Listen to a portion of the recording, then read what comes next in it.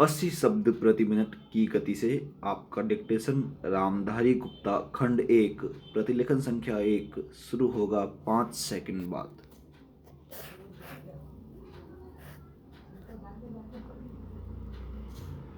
Start.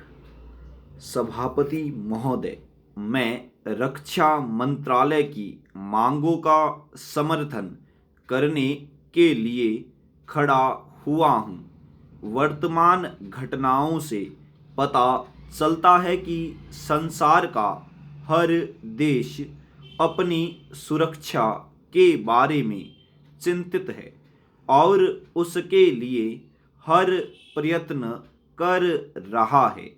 इस दृष्टि से अन्य देशों की तरह हमारे देश में भी रक्षा मंत्रालय का महत्व है। मुझे इस बात की खुशी है कि जहां अन्य मंत्रालयों की उनके पिछले साल के कामों के बारे में काफ़ी आलोचना हुई है, वहाँ इस मंत्रालय की कम आलोचना हुई है। इससे पता चलता है कि इस मंत्रालय ने पिछले साल अच्छा काम किया है।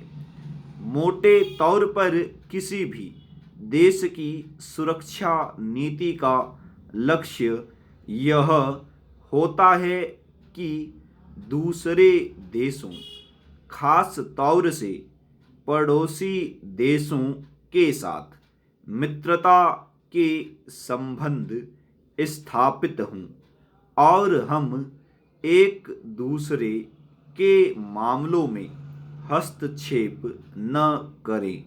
लेकिन उसके साथ यह भी ज़रूरी होता है कि हम अपने देश की सीमाओं और अखंडता की रक्षा करें।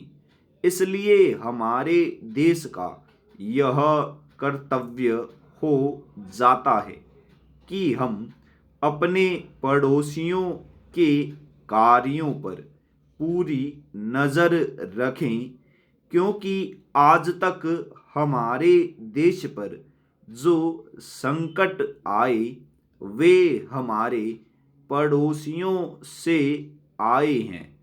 1965 में पाकिस्तान के साथ जो लड़ाई हुई और उसके बाद ताशकंद में जो समझौता हुआ वह सिर्फ कागज पर ही रहा। पाकिस्तान ने उस पर कोई अमल नहीं किया। इस दृष्टि से बहुत ज़रूरी है कि हम अपने देश की सुरक्षा की हर तरह से व्यवस्था करें।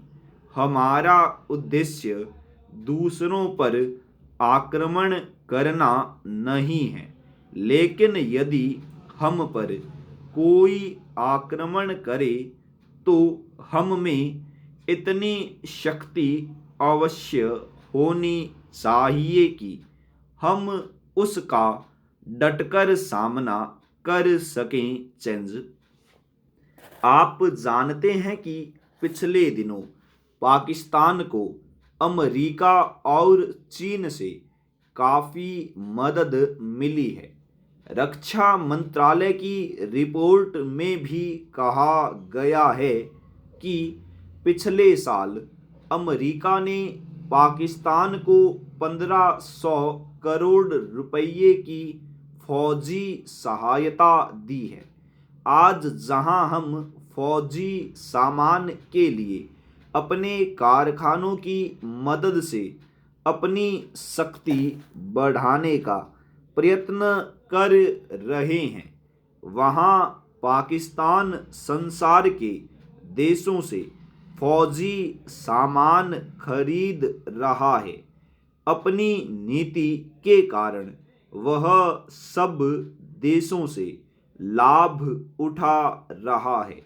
मेरा सुझाव है कि हम को भी अपनी शक्ति बढ़ाने के लिए संसार के अन्य देशों से अधिक फौजी सामान खरीदना चाहिए। आज तिब्बत की सीमा पर चीन की 1.5 लाख फौज खड़ी है। स्टॉप।